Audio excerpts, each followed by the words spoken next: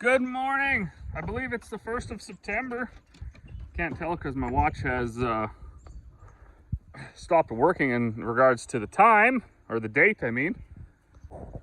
But yes, I just checked on the phone and it is the 1st of September. So that's pretty exciting. We are way behind the last 4-year average as far as harvest goes. But we're like 550 acres ahead of the last 30-year average. So kind of right on track. We do bring the combines home at night. Biggest reason because of the thefting is just unbelievable, and we're just not willing to risk that. It's only 3 miles away. And reason 2, when it's 35 degrees all day long, you want to make sure that everything's blown off good around the engine compartment. It's quite dry, so there's that fine dust gets into the engine air filters, so on and so forth. And then, you just get, I think you just do a better service here in the yard. Now I realize for the guys that farm over 17 counties, that's just not possible. So they buy service trucks and all that stuff.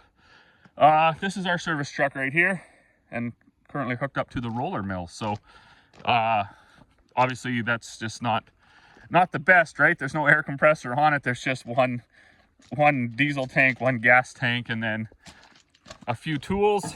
Funny enough, I was looking through the sockets. Bear with me here. And they're all, for some reason, like the same size. They're all like 7/8 sockets, every one of them. So you wouldn't get much done. Oh, there's a 13/16. So unless you're a size either way from 7/8, you're not getting anything done. You got ratchets like this in here, so that's not gonna get you very far. You got tobacco can. What's in there? Some bolts. What else we got in the old tickle trunk? Anyways, as you can see, it's not a very well rigged out service truck. It's possibly the coolest truck, but had a dead battery the other day. It hasn't been running in a long time. What is this? This isn't even charging. Hold on a minute. I don't even know. I'm gonna have to come back to that. Currently at 0. I don't think that the dude that put that on there yesterday pushed the button. So anyways, it might be stone dead. We'll see if it starts. But anyways, back to this. We like to blow it off, be able to wash the windows, blow the filters out, get the vacuum out, clean the cab out, all those sorts of things. Give it a big bit of grease. We were still yesterday putting the grain in the aeration bins because it was coming off 33, 35, 37 degrees. Too hot to bin it into a big 12,000 bushel bin that doesn't have the matching aeration ducting and stuff and fan size for that size of bin and the roof vents. So we were still doing that. The fans are still running. That grain will be nice and cold. But it's only 22 degrees, and I'm sure we can thank the smoke for that. It is absolutely socked right in. Just disgusting. But it's cool now. So I think today, instead of moving all that grain, I'm going to leave it in the bins that it's in. The grain that's going to come off the field, we'll put it right into those big bins because we're only filling basically from halfway or 3/4 full up. And that's the first grain that comes out, right? You can make that understanding. When you unload from the bottom, the grain from the top of the bin goes down first, and the grain that's at the bottom of the bin comes out last. So if we have some grain that's a little bit warmer than it should be or whatever, and we can start to see the temperature going up on our monitors, we can just quickly take a load out. We don't have to drain the whole thing out. Hopefully that made sense. If it didn't, whatever. You get the idea. So the first thing I got to do here is get the shaft size for my dad for this motor, because the one we put on yesterday still didn't work either. Sometimes it says right on there, sometimes it doesn't. Anyways, that's what. Is that 1/2 inch? I don't know. Hold on, tape measure. All right, I think I got that done. The smaller motor that we put on, I think, had a 5/8 shaft. The bigger one had a 7/8 shaft. The one at Princess Auto that Dad's running to get, I think, is 5/8. I don't know why. I guess they need it for all applications, but it's frustrating to see so many options. It just drives me crazy. I guess I don't do enough, so for me, if there was just one option, it would be better, because you would go with that, and then when it failed, you would just go back to town and then be like, oh, what did you buy last time? Let me check. Oh, you obviously bought this because there was only one option. And then you could just go on living your life. But when they have to be all things to all people and carry every single product that is known, you always end up getting the whole, you need a list as long as your arm to explain what you're doing and what you need. That's an irrelevant rant. It's just one that I like to get off my chest every once in a while. So the first thing I got to do, we did move this tractor out of the way, because that's the only way we can reach in to get to this and that auger. I don't even know if we can actually, or that bin, sorry, I don't know if we can reach that one. Never tried yet. But I'm going to put the tractor back because I got to make a bag really quick for a guy. Had my first spill the other day. I walked away without engaging the PTO, so it just filled up and then filled up and dumped in. That was sad. But I got most of it shoveled up. Some of the stuff around here is actually just the hammers throw it back out as they're beating up the grain, so not all my fault. Straighten up around here a little bit, put that John Deere back right here, and then make this bag. And then after that, we will get to the rest of the day. Blow these combines off real quick. These trucks are empty and the Super Bs are empty. I think Corey said they got like 230 acres or something done out there. So basically they got 70. What did I just say? They got 240 and that's 320. So they got, I don't even know. Just a minute. That took way too longer to come up with 80 acres. Anyways, I got about 80 acres left. Now, if it's running as good as it has been the whole way, and then it actually gets better, that will translate into basically 4 Super B loads of grain, or 32 little truckloads. No, 16 truckloads. So we will have the Super Bs empty already. That'll be 1, and this will be another half a Super B. So we should be able to stay ahead is what I'm trying to figure out in my brain. I get that, I got that problem too. I don't know if it's like an OCD thing or whatever, but I start to plan out in my head before the day even goes just how hectic, crazy, behind I'll be even before I start, and then I get anxious and then get mad, and then everybody has a bad, ouch, just hit my back on the loader. This tractor was not the best for a loader tractor. Anybody that ouch, gets excited about 4440s and loader tractoring with them, don't get excited about it. If you are thinking that that's going to be an upgrade for your farm, don't do it. Save your money, buy something different. We had this loader, in fact, up until, I don't know when, just a little while ago. No, the tag is still on it somewhere. It says sold to Lidl. So that was the old bachelors that owned this place. And the John dealership, they've changed since. They're under new ownership now, but they got him good. So he was retiring from farming, and he had a, what did he have? I can't remember the number of the tractor. I was pretty little. But he went in and he traded it off. He was getting out of farming, and instead of giving him cash, John Deere gave him this loader.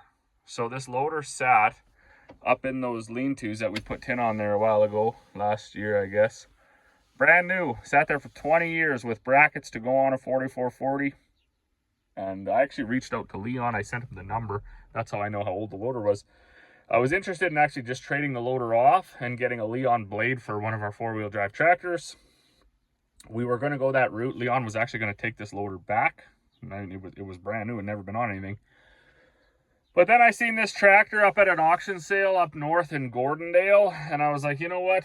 I've been making bags with that backhoe and that 1955 cockshut, and it was getting to be too much. Like, there wasn't enough length in front of the tractor between the loaders, so the bags would constantly hit the front of the tractors, and they'd tear open and stuff like that. Also, you know, the backhoe was better because it was balanced better. You could drive around. That cockshut wasn't as good, but it was still okay. Anyways, it was getting to be a lot of in and out. Yeah, it was time to upgrade. So I thought, bam, we got the loader. We built some, not forks, but bale spears for it. That kind of worked. Hung a bag on it. The loader would do this while you were driving. As soon as you picked up a bag, even though the tractor's so big, there's no fluid or weights on these duals, so they would come off the ground ever so slightly, or at least, you know, take the weight off the back, so you would just sit there and spin. It was actually a nightmare trying to shift in and out of the gears. You know, they got this whole power assist park release because these tractors always get like stuck in gear if they're on a slight angle or up or down. So we went with it for a few years, but it was basically just a nightmare. Like, these tractors are undeniably mechanically one of the best series John Deere ever made, and for a field tractor, like pull a 10-12 foot cultivator or a whatever 28-foot seed box drills or something, they are phenomenal, like all day long, back and forth.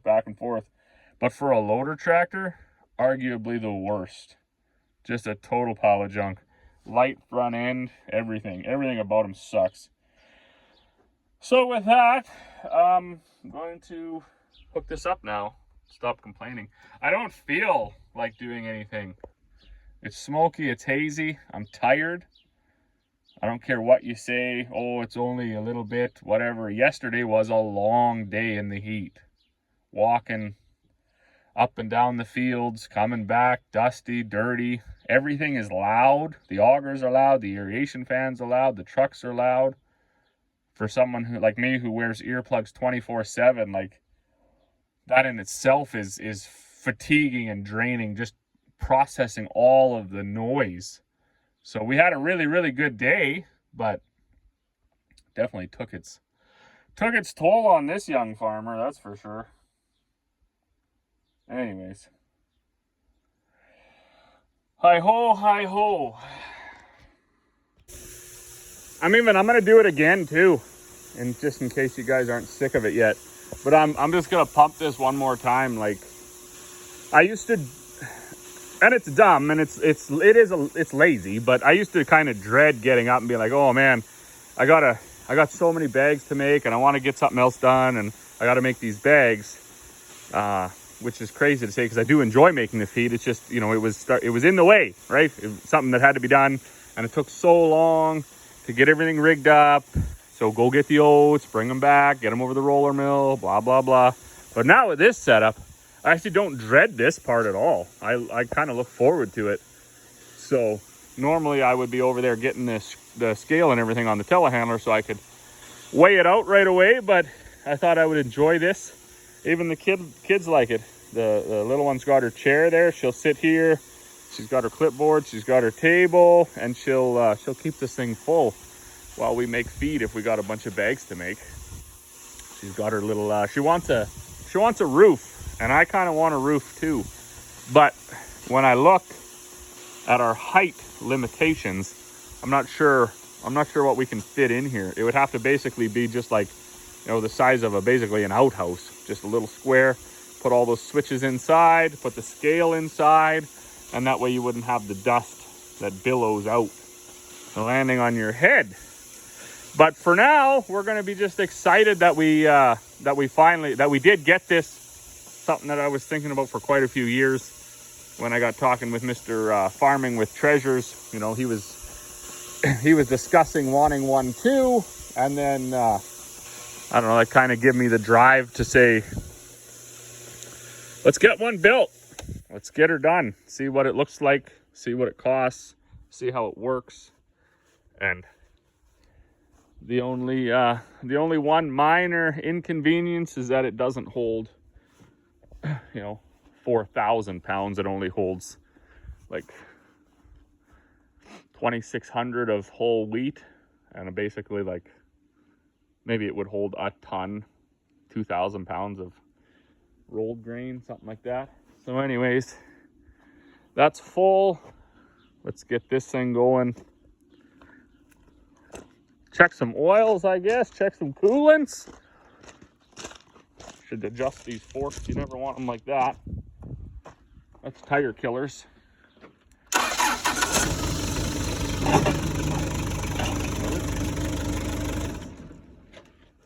I'm pretty sure I parked this here though, so I can't get mad at anybody.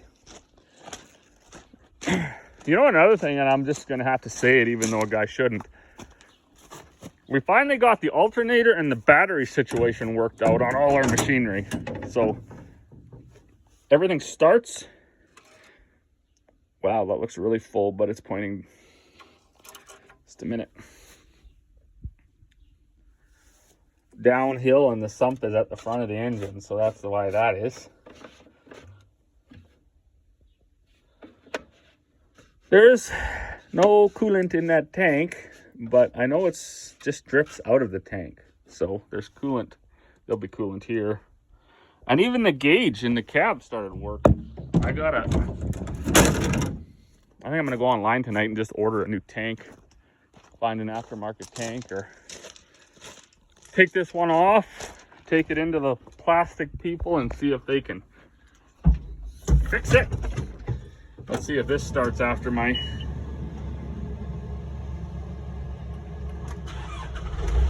Oh!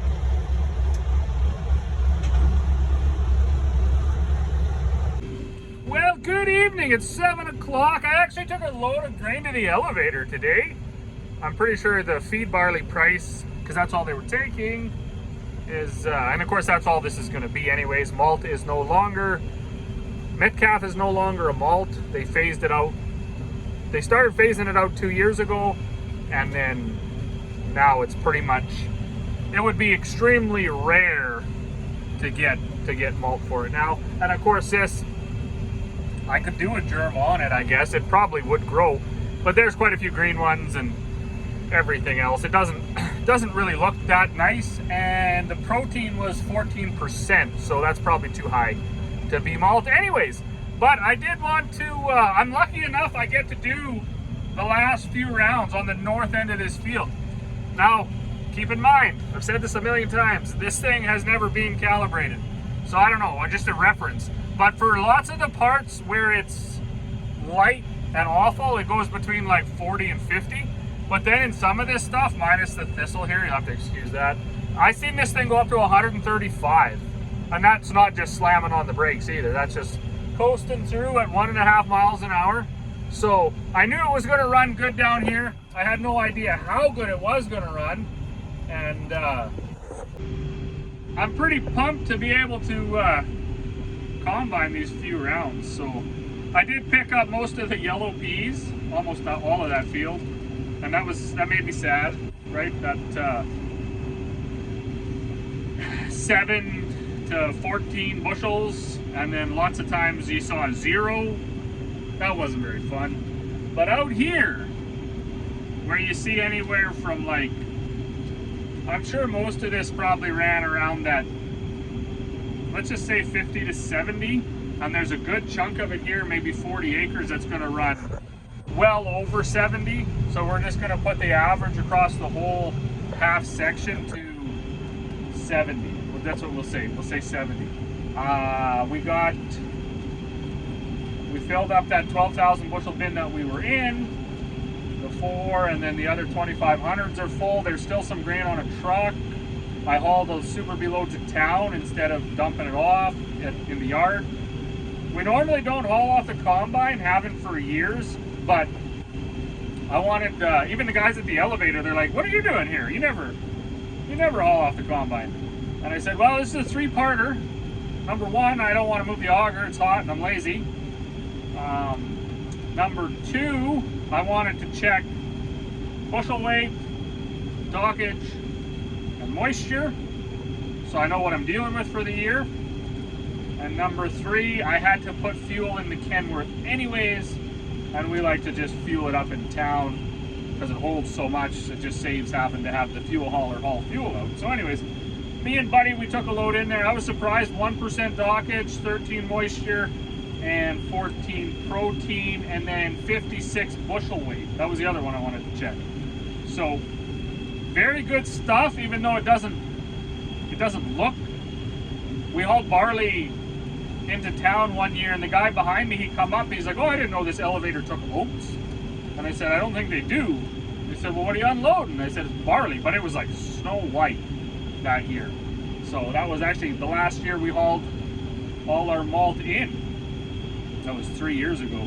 So anyways, life is pretty good. There's a couple spots here like I'm in right now that's gonna be a little weed infested. There's a big teardrop here that there's a creek right on the other side of those trees. So there's a big teardrop of good black dirt that we rarely ever seed through because it's always so wet. But this year, being a drought year, we could seed right through it, and we didn't do a very good job of preparing the land. I should have come out here with a disc and dissed it a few times, and then cultivated it with a Shank, try to, a light duty cultivator to try to smooth it out and beat out some of the clumps, but I didn't do that. I seeded right through it, and then we never sprayed it. And weeds are really smart. So where the ground is good, the weeds are good. And you can see here too now with the monitor, like it's oh man, if your whole farm was like this, and I've talked about this with some of my friends from that farm that I had in high school, and some of the friends and stuff I've met online here on social media and stuff like that, there are people whose whole entire farm is like 6 feet of topsoil. And then there's us who we get like 1.4 acres on 320. That's just like, meh, pristine. And then you average your whole 2,500 acre farm up and you're like, man, I got 7 acres. That is just perfect, divided amongst 20 quarters of land. And the rest is just mediocre at best. You can always tell when you look at it, like no rain at all, and the dirt is still black. When we climb up on the hill, I'll do this again, and you'll see the dirt go right gray. Very sad. Very sad. Anything, even in a drought year, anything can survive in this kind of dirt. It seems to like pull the moisture out of the air. And no, it's like, I don't know, it could be running 105, I don't know. I know she can't make around with the 9610, and I can barely make around with this. So in these little tiny spots, it is running very, very well. Once we climb up right to here, you'll see this thing plummet right off to 40, and then you'll see the dirt turn from black to just gray, and you'll also see this guy throttle up to go like 3 miles an hour, 4 miles an hour instead of 1. All right, look at that. Look at the dirt change already. Gets clumpy, gets white. Back there, it's nice and smooth, dark, and now we're down into the 30s and the 40s. So anyways, there's one for Dave. Pick away, buddy. I was surprised for sure at this yield, and like I said earlier, I'm sure this is going to make 70. I'd be surprised if it doesn't. And for us, we were surprised it made anything at all, because like back in July we were leaning more towards working it up than we were to try to spray it and salvage it and help it along. But anyways, I'm going to pop off here now. This is a pretty pathetic part. This is another wet spot we never ever seed through. So looks like Mother's gonna get that last round. And I gotta pay attention to chew through this. I should also give everybody an update on the old climate track, climate control, climate, whatever you want to call it, nonsense. This one has the auto function, so you put it to auto and then it stays at whatever temperature you turn the dialio to. I usually just have her, just the fan on. I like the fan being on, keeps a lot more pressure in the cab. But anyways, so that thing was down under the seat that I changed, and yeah, it's been working all day for the last 2 days, Corey said anyways, so that's a win. Of course, I definitely always encourage everybody, man, to I got lynched for this. I made a hot seat video a while back, and it was like hot seat repair, do it yourself. And I guess it was worded wrong. The whole premise of the video wasn't showing you how to fix the hot seat. It was to say like, hey, stuff breaks, buy a set of wrenches and open it up and look at it yourself. So there is no way that piece under here that failed, there is no way that bill would have been less than $2,000 if I had a tech come out and look at it. Because travel time would have been basically 250 bucks each way, $500 right there. I would expect an hour of, probably 2 hours at, I think their rate is like $200 an hour. So there's another 400. So you're already basically at like $950. They'll throw in 50, 60 bucks worth of shop supplies just because they always do that. There's usually some other nonsense on there. And then of course the part itself. So, and then, you know, they'll want to come back out and put the part in for you. So then you might have another 500. So you could be like, you'd be like $2,300, $2,400 into fixing this air conditioner unit thing, fan restrictor, whatever you call it, instead of the 10 minutes it took me to take the seat apart. I guess that's jumping ahead. I probably spent an hour and a half on the internet looking for the different components in the air conditioning system and the fan system, and then finding out where they were, finding out stuff that looks like it could fail. Then the 20 minutes it took me to get the seat and everything out by the time I rounded up all the tools, look at the part, quick check with a voltmeter that the part is, or the piece was getting power, but it wasn't sending power through itself. And then back another 20-30 minutes on the internet, find out that yes, in fact, John Deere does have the part for anywhere from, well, John Deere had it, I think $800-900 bucks, something like that. And then there was similar parts that went down, 400, 200, all the way down to finding the one that we eventually bought and put in there for $50 plus like $17 shipping. So we went from like a potential 20 whatever $100 bill down to 75 bucks. And I don't care who you are, that's a win. That's a win in my books.